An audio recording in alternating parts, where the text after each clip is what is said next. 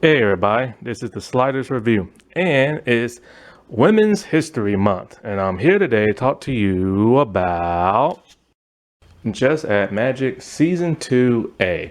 We're gonna call this Season 2A because Season 2 is has more episodes than Season 1 and Season 3. And also Just Add Magic Magic City. So on Amazon Prime they split it up. And so that's what I'm going to do too, because it gets pretty big and there's two completely different story arcs that go on in the season 2. They should have just called season 2B season 3. Like that would have made more sense. And then the show would have had more seasons. But oh well. Anyway, season 2A starts off a couple of months right after season 1. Now I've already reviewed the Halloween episode, which was the first episode of season 2. So go watch that.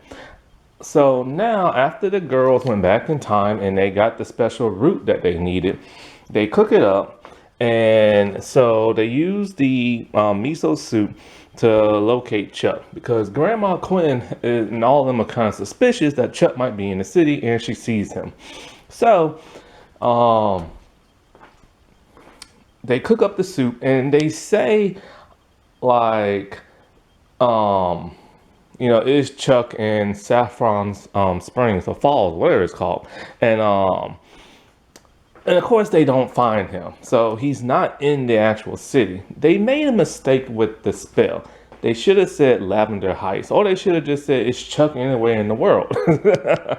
Because that's all. How would the spell know they talking about that Chuck specifically? They didn't say his last name. And so yeah, so they should have said like Lavender Falls because that's where he's at. So the girls decide, you know what? They want to enjoy the rest of this summer before summer school starts. And so they pretty much just hang out, they have a good time. And then Kelly decides that, I forget what. Yeah, something happens with her grandma. I think the grandma, Miss Silvers, and Pia, they're still mad at each other. So Kelly cooks up a sell the beef spell so that they'll sell the beef for her. It's either that or she wants her to sell the beef with Chuck. I can't remember which it is, but it's been a while since I saw this. And so the spell, of course, is gonna backfire. And so what happens is it doesn't just sell the beef with Miss Silvers and Mama P. When they try to sell the beef, Kelly starts to find out that her grandma isn't exactly telling her everything she wants to know. Especially about what happened to Chuck and what happened to the Morbium and why they got rid of the book and stuff like that. And so everybody in town that has a problem with Becky Quinn, they pretty much come to her and they settle the beef and everything. I mean everybody, even Kelly's mom. And you realize that Becky Quinn isn't that nice, sweet old lady that people thought and stuff. And so when she realized she's under a spell, she asks, her granddaughter, what's up? So of course, when they're all at Mama P's, because at some point, Mama P has to sell the beef between, Becky and herself. So they still, Becky Quinn still suspects Chuck is in town, right? Because it's just certain things that are just going on, like certain foods that are getting stolen that he only eats, like Little Debbie cakes and stuff. So at some point in time after they talking at Mama P's, all the girls are there, Mrs. Quinn is there, Miss Silvers and stuff. Next thing you know, the most insane thing happens. In walks in Chuck and Mama P's. Mrs. Silvers hits the floor because she fainted and can't believe it's Chuck. He still looks like a teenager. He doesn't look like an adult or an old man. So of course, he's there to sell the beef with Becky Quinn and stuff like that. Becky goes off on him. He is terrified. He doesn't even remember who he is because he has amnesia and everything. And so they don't believe it, but then they start to realize that, yeah, he might just actually does have amnesia. They realized that the spell that they could to make him disappear by mistake must have also affected his memory like it was supposed to. So, they don't know what they're gonna do with him, but they just pretend they lie to him and say you're Mrs. Silver's um nephew or grandson, some crap like that. You know what I'm saying? I think it's nephew because she don't have no kids, and he's just kind of like he doesn't realize what's going on because Becky looks like she's pissed at him, and Mama P looks like she wants to punch him and stuff like that. So he still has his hair and clothes from like the '60s, and he talks with the '60s slang. So um, the girls they give him like a makeover. They give him a makeover big time, and new clothes, new hair. It's a nice little montage of him just trying on new clothes, and so they're trying to teach him what like cell phones are and the type of slang that they use, and stuff like that. Well, Kelly, she's starting to realize that her grandma, she ain't telling her everything that she wants, and she wants answers big time. So, but none of the OCs are telling the girls what they want to know. They want to know what happened to Chuck, why they decided to spell him, and why they wanted to erase his memory of magic and stuff. And they also want to know what Becky Quinn did with her morbium seed, because she ain't exactly telling the truth. So they cook up some like time tacos. Basically what it is that you eat it and then you place your hand on like a wall or table or something and you say what time period you want to be in and you can see everything that goes on. So they go to Mrs. Silver's house and they see, Mrs. Silver's teaching Chuck how to like cook and stuff like that. And not only they teach him how to cook, she is telling him about the magic and he wants to see the cookbook and everything, but she's a little reluctant and stuff. So then they know they need more answers. So they go out to the Pluoc Festival for the diner that's near there. Because apparently they saw like I think like an image of like the girls getting like the OCs getting like upset about the whole Chuck thing. So they go to like the diner. And they go back in time and they are like shocked to find out that a burger is 75 cents and a cheeseburger is 90 cents. Man, could you imagine? Could you imagine? Boy, I just got through spending like $6-8 at McDonald's the other day just for a cheeseburger and fries. Like that's insane. But of course, money was different back then. The economy was different back then. Basically, if you had a buck back then, you was rich.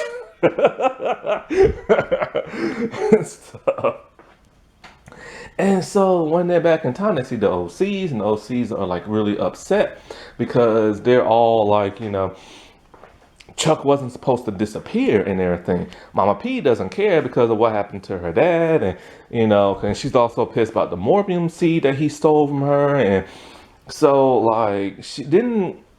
Kelly and them realize that Mama P's all like, well, you still have your morbium seed, Becky. And then they're like, oh, wait, hold up. Because she said she got rid of hers to use it on Chuck. But she didn't and stuff. She used her morbium seed for something completely different. And so, they realized it was somehow the spell backfired. But they don't realize how it backfired. So, they, go back to the present. But then Darby decides, her dad and mom are acting weird. She thinks her dad and mom are getting back together. So she uses the taco to see what happened a couple of days ago. And no, they're not getting back together. They're actually breaking up. And so this really hurts her because she wants her family just to be like a family again. You know what I'm saying? Because she really loves her mom and dad. We never get to see much of her mom in the series. See a little bit more of her dad, but we do get to see a little bit more of her mom in the second season, so that's kind of cool. You know what I'm saying? Now, at one point in time, when the girls were using the taco time things, I think when they was at Mrs. Silver's place, they was somewhere, they see the Traveler. And the Traveler's all like, do not let him get the book and keep him away from the magic. And they were totally shocked and surprised because, they weren't expecting to see like the Traveler and stuff. I don't know if it happens in this episode, but it happens in one episode where she warns the girls and stuff. Now, at some point in time, I think Chuck is talking to Jake, and Jake is talking to him, and it's triggering certain words and phrases in his head. And he starts to like just pause. And then he's remembering what happened back at the Pluot Festival because when he got off it, he said he doesn't remember. Cause he said he got on there, he was on there with Becky, and all of a sudden he forgot what happened, and then he showed back up on the carousel, and everything looked different. So he has no memory of what happened and stuff. But now all his memories are flooding back. And now he remembers exactly who he is. Yeah, that's right. Because he tried to touch the book when Miss Silvers left the room and the book burnt him. And then the traveler showed up and to the girls and told them keep him away from the book and the magic. So they know Chuck is bad. Now with Chuck memories full in swing, he's ready to continue what he started back in the 60s. But the thing is, we don't know what it is. We don't know why he wants like the magic. All we know as viewers is that this boy is bad. And when you find out everything about him, whoo, it will blow your mind. Like you will not believe it. Like they crafted a very well structured season when it came to like the Chuck thing. And so, like, now he's pretending to still, like, not remember stuff. He's getting closer to, like, Buddy so he can get closer to Mr. Quinn so he can get closer to the book. And the girls are realizing that, especially Kelly. So she's constantly, like, hiding the book and stuff like that. And when she's up in her attic with her dad, like, Chuck is there talking about how he loves these old records and stuff like that. So at some point in time, the girls realize that he remembers the magic and stuff. So they have to try their best to keep him away from it. So they cook up these mints that makes people tell the truth. And they want Kelly's dad to stay away from Chuck. So they want to reveal that Chuck has been lying to Mr. Quinn. So he eats the mints and he realizes that he has been lying to get closer to them and stuff like that. So he doesn't want nothing to do with Chuck anymore. Now, Darby, on the other hand, she uses her mint on her dad because she wants to know the truth and why he's acting weird and all this other stuff. Turns out he has a girlfriend. Oh, yes. And Darby is not happy at all with that. Okay, so it's been about 2 months since I recorded any dialogue for Just Add Magic Season 2, Part 1. I guess you can call it like, they call it 201, but I just call it Part 1. Because, the Halloween and the Thanksgiving stuff, and so, like, yeah, so I'm back to recording. I kind of lost track of where I was at, so I'm just going to start at Episode 6. Episode 6, let's see. The girls use a chicken and fix it like spell to fix Jake's problem. See, he's having a problem because of what Mama P did last season. And so because of that, nobody wants to like buy any of his food. Not only that, but his truck is like totally jacked up because he had to use like I think he's using his old one or a new one, but anyway, it's like damaged. So the girl tries to like help him with it. But the spell causes them not only to fix that, but like other stuff. So like, I think they fixed his truck. They tell him that, Mama P has to like apologize to like the town. And so she doesn't want to do it. She's very reluctant, but then she decides to do it for Jake. Because Jake is literally the only person in town she actually cares about and love. Like her father has passed away. She never talks about her mom.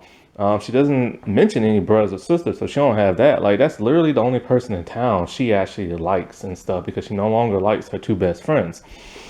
And so she does apologize, which does help Jake out. But when she finds out the girls are under a fix-it spell, oh boy, she makes them look all around Mama P's restaurant to where they have to fix all the broken stuff. And so, like, because basically when they look around things, they see things are broken and then they decide to fix it.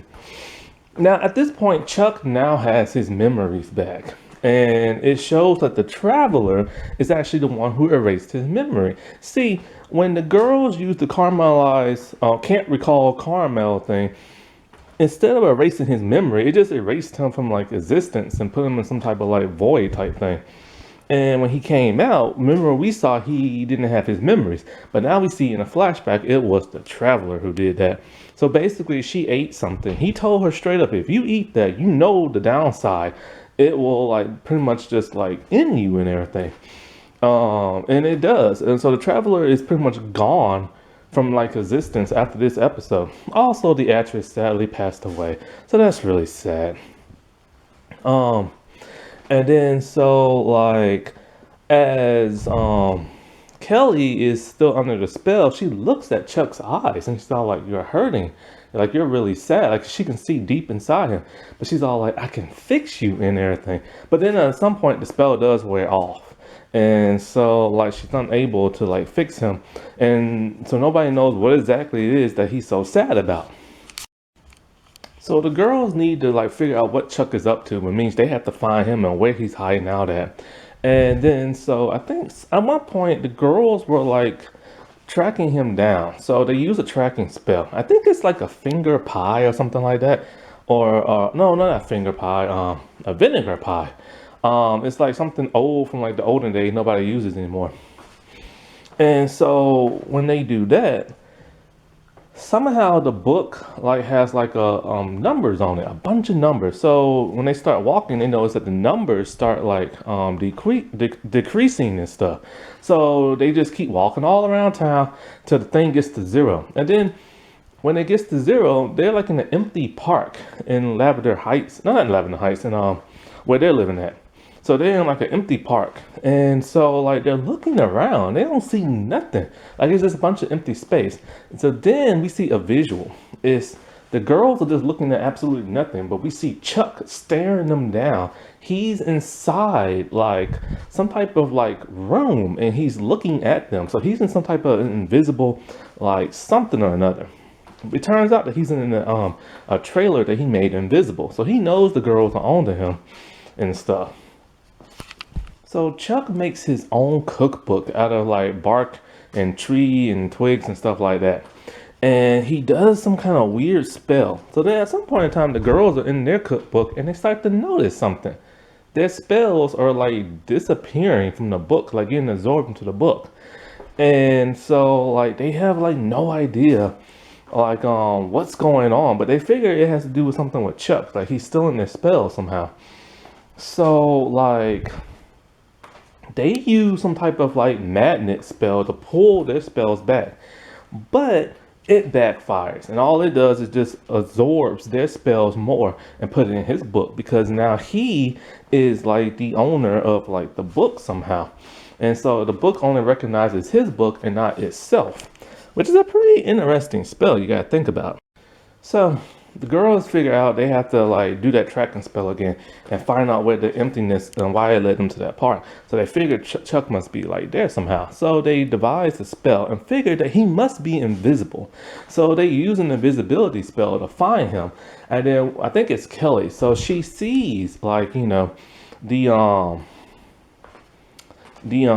invisible trailer and stuff. And so when I forget what happened. So they had to use like a spell. It enhances like certain like muscles and strength and stuff like that. Because I think when they went inside the trailer, I think Kelly did something like that. She tried to like lift the book and couldn't do it. So one of them has like a muscle spell and it makes the other one weak. When Darby tries to do like a one-handed push-up and stuff. But it makes Kelly like super strong. And then so they but it enhanced kind of like Darby's like brain power. So she remember all the steps to how to get to like his trailer and like, you know, where it's at when it was visible to all of them. So they made like a diorama and everything, where the door is, where the steps are, stuff like that. And so like Kelly goes in there and she goes into like the invisible trailer. Yeah, that's right. She goes in there for the first time. So she goes into the visible trailer. And so like she tries to grab the book and everything. I remember them trying twice. I think they was in there before. So yeah, they must have been in there before. And they tried to lift it and couldn't. And so now this time they are able to lift it. But now it has some type of time release that way it traps them inside like the trailer. So she's trapped in there. So she gets the OCs and everything. So they distract Chuck by having, I think, one of them talk to him. I think it's like Grandma Quinn or something like that, so that he would stay there longer and won't get back to his trailer. So Mama P decides she's gonna help. So they do something, they do like a spell to get like Kelly out and everything. But Mama P is all like, I'll stay behind and clean this place up. But she has something else in mind. So the girls, they steal the book, and Mama P goes inside, ransacks his place. Don't even try to keep it tidy. And she looks for her Morbium seed, which she finds. When Chuck gets back, ooh, he is pissed and everything. So Chuck tells him straight up, I want my book back and I want my Morbium seed back. And if you don't give it back, then you're going to pay the price. And they're all like, we ain't scared of you. So he eats something and then he starts to fall, like get a little sleepy. Then they all start yawning. He's all like, something about like this spell's gonna put you under sleep, and he has the antidote. And I think it puts them to sleep for like a whole year or something like that. And so they all like, they can beat this. So they try to look for spells from what they have left in the book because, he's still in everything. So they do take pictures of some spells before he's able to take them. But, the book keeps sending them to like a lollipop spell and everything, but they're all like, they don't need this and everything because it's supposed to like destroy magic or some crap like that. And so like they try to like cook to keep themselves awake because the OCs are like bonding now, and they tell them they used to use a spell to stay up to study for like class and everything. So they try to use the cookbook and cook the spell, and it's cool because all of them now are like, using the magic cookbook, and they're all cooking. So it's really cool to see every single last one of them do that. Oh, by the way, I forgot to mention Mama P during the Fix It episode, she uses like some magic dough to like unlock her pantry, and it's really cool because it's just like she makes a key out of dough purple and she chews it, and the next thing you know, like the locks unlock. So anyway, so they don't know she has access to her pantry until she lets it slip by mistake. But anyways, so when they use, like, I think they're trying to make beef Wellington or something like that. And so, like, when they cook the spell, they put it in the oven, it comes back as just, like, the ingredients. Because it won't work for them. That they're no longer the protectors of the book, because now Chuck is. So they have no choice. They have to, like, give him back the book and the Morbium and stuff. And then they find out something interesting, because Mama Granny Quinn, Becky Quinn, that's it. So she lied about what she did with her Morbium. She said something like Chuck stole it, but he never did. And so, like, Kelly knows her grandma's lying to her and doesn't understand why. So they give him back the book. He gives them the antidote. And so now they're awake. And so they're worried because they're like, he's about to have all the magic and stuff.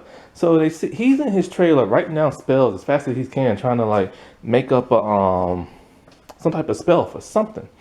So then next thing you know, he has his cookbook back, but they have theirs and stuff. So like the book is still putting them on the lollipop spell. So, they like, okay, the book must want them to like use that spell for some reason. And so they realize that if this destroys magic, it'll destroy their cookbook. So they're all like, I guess the book wants to be like destroyed instead of like, let magic get in the wrong hands. So they cook the lollipop spell.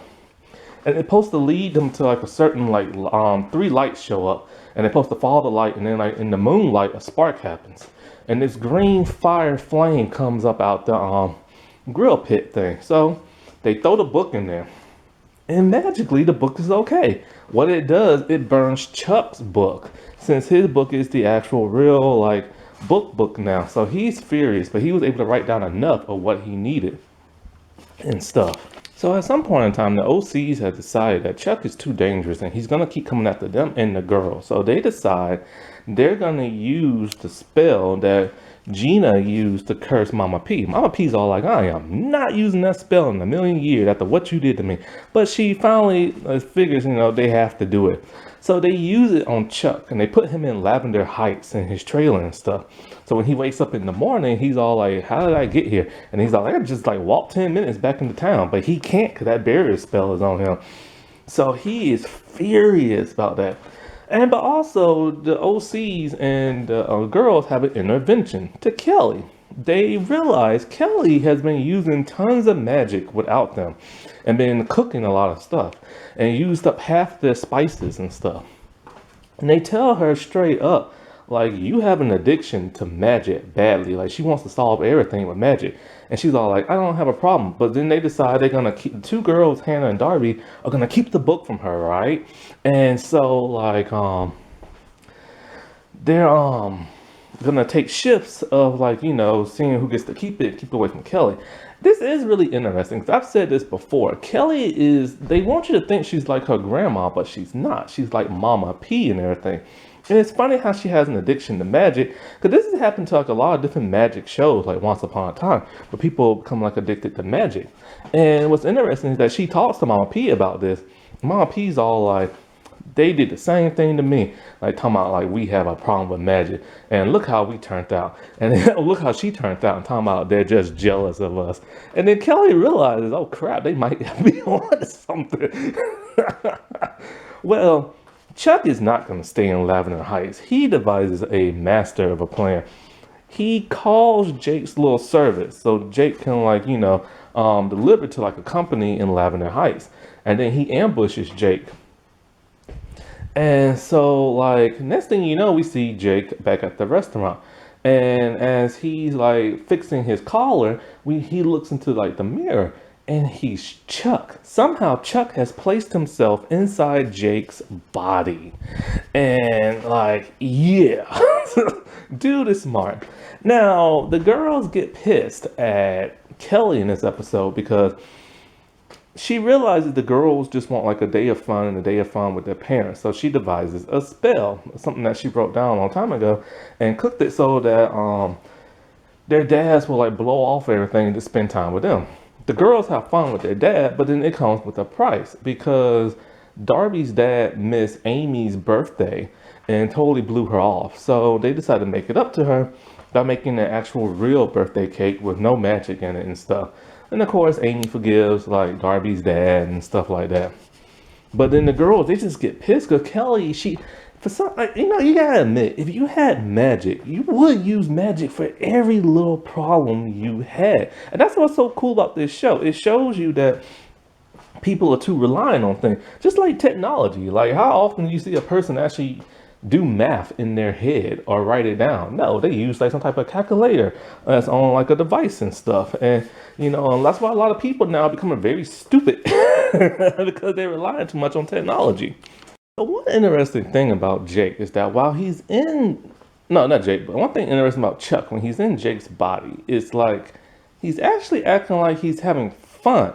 He's even having fun hanging out with Mama P for some reason, because he's getting to put all his cooking menu ideas on the menu and stuff. And so like it's something like he loves, like, the protectors, they love to cook, you know what I'm saying? And so like it makes sense for like them to like want to like own their own restaurant, stuff like that. Oh, I forgot. Kelly's dad, he's worried about his mom. He thinks that how does she like lose her mind and then all of a sudden gets it back and all this other crap. So he found like a specialist, or so he think he did, about her condition. And so the man leaves the store and so the dad leaves the store and he tells like Kelly and the grandma, cause Kelly ratted him out to like his mom and stuff. And he said that the man said, oh, this is magic and all this other stuff. It's nothing psychological. And so the girls just think that the guy is talking crazy. So then the guy walks out the store and it's just this strange, eerie man. So let's see where I'm at. Oh, Jake and Chuck. So yeah, Chuck is happy that he gets to put his menu ideas on the menu. And he's just like, it's weird. He's acting so differently. He's not acting like his evil self. And it shows that he is actually human and he actually likes stuff. So, the only person who notices that Jake is acting differently is Kelly, because Jake came in late to work and Jake is never late. Also, Jake has been giving away free food, tons of free food, and that's something Jake does not do. Jake wants that money. So she realized something's up with this dude. So they're all like, okay, we gotta figure out a way to like get him out of like what's his face's body. So they assume it's that spell that they used last season, where if you say a person's name 3 times, the illusion of that person goes away off your body. But that's not the spell they use. He's literally inside Jake's body. So they cook a spell. But then they're all like, Chuck is too smart. He will never, ever, ever eat anything they cook. So they just, so this is the part of the show that pisses me off a lot. It's like the only thing that pisses me off, because I love this show to death, but there's only one thing that pisses me off. The girls are too smart. They figure things out way too quickly. Like as soon as they have a problem, they're like, oh no, we have a problem. But then seconds, oh, we can solve it. They're like, no, man, like give it time. You let it time to marinate. And so Hannah said that, you know, you smell things a whole lot. When you smell stuff, it absorbs in your body a whole lot better than you eat it. Just kind of like vapor creams and stuff, because it's more concentrated. So they figured they could make him smell the soup. So he smells it, but it's not strong enough. So they have to use morbium. So they uses Mrs. Gina Silver's morbium, and now it's very strong. So when he goes to smell it, he puts the lid on like the food, right? And like he tells them how stupid you think I am, and blah blah blah blah, and stuff like that. So early in the episode, Mama P, when they figure out that that's not Jake, they had Mama P distract him while they try to figure out a solution. She takes him to the most expensive restaurant because she was supposed to take Jake there. She is not having a good time and stuff. And so this is when Chuck and Mama P starts to bond, right? And they talk about why Mama P hates him so much. It's because Chuck stole something from her dad's business. They assumed that Mama P's dad did that. So they fired him. And ever since, her family's been ruined and stuff. So she blames him. And, you know, so he starts to feel a little sad about that because he didn't mean to, like, you know, screw that up. But he had his ulterior motive and everything, which we will find out soon. So Kelly tells him straight up, you know, you expect us to have more of him. So she throws it in like the soup and fog goes everywhere. And then so when the fog lifts, we see Jake and we see Chuck.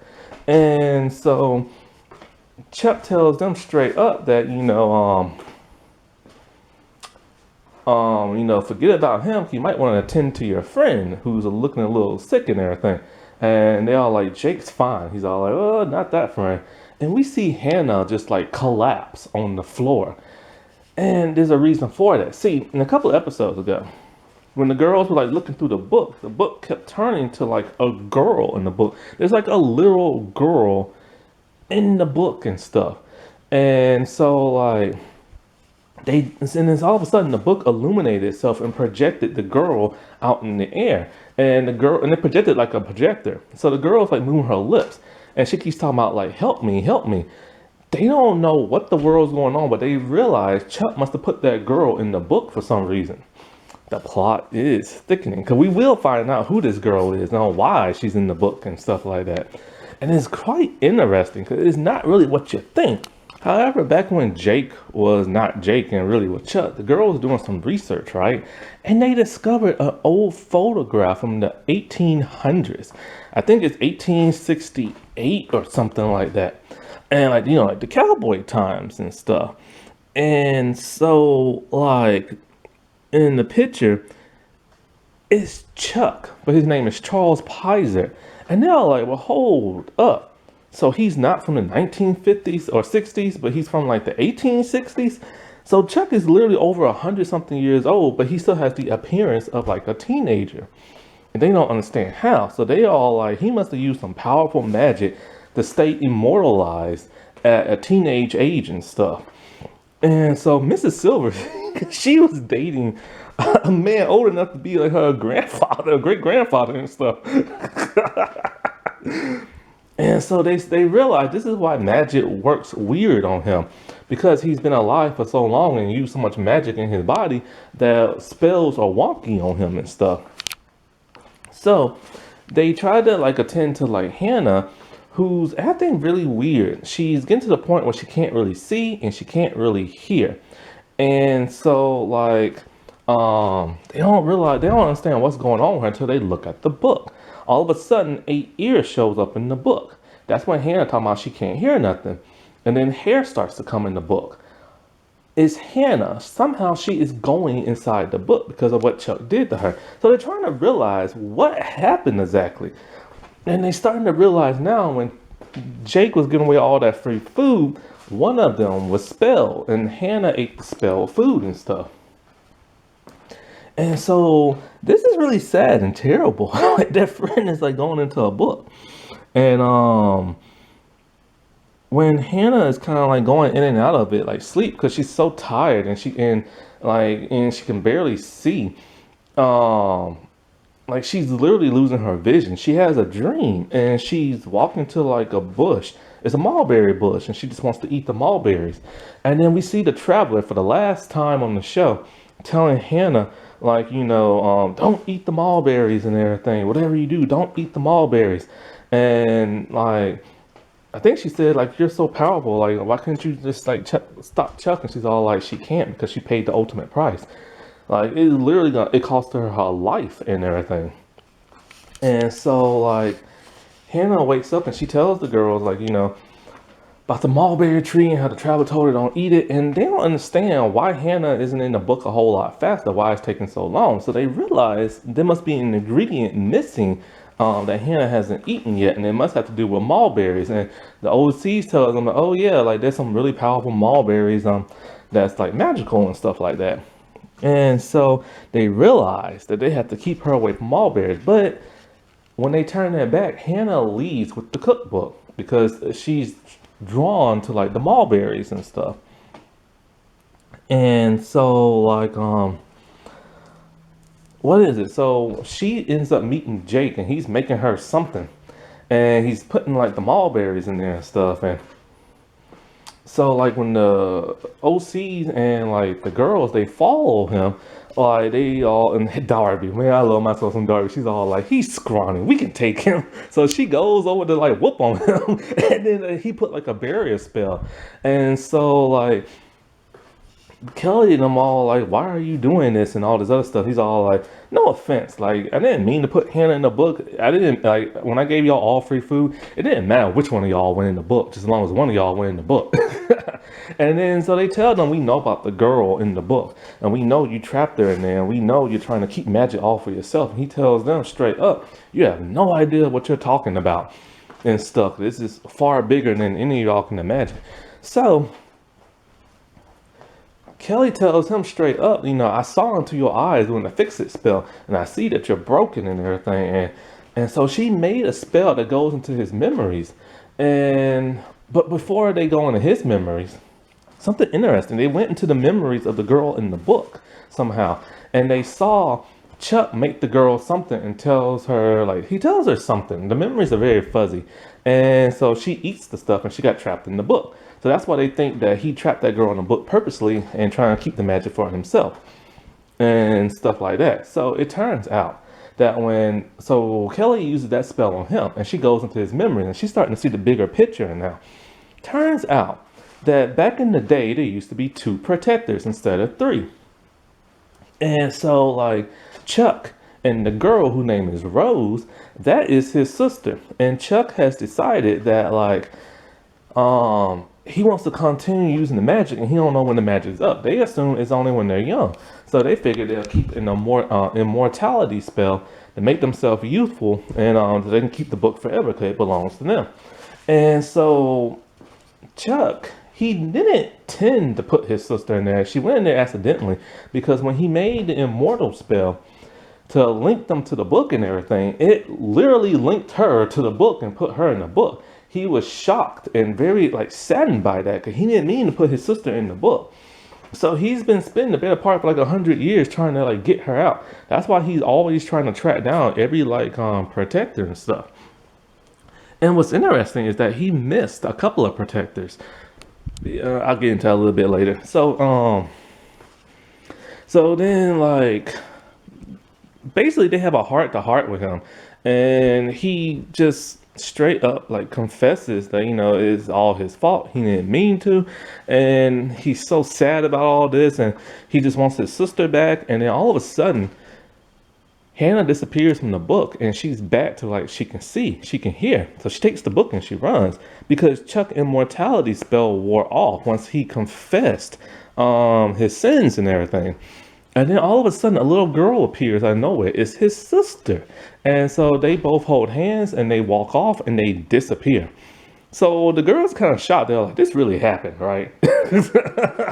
And so the park that they was at, they're in Lavender Heights. So it was called something completely different.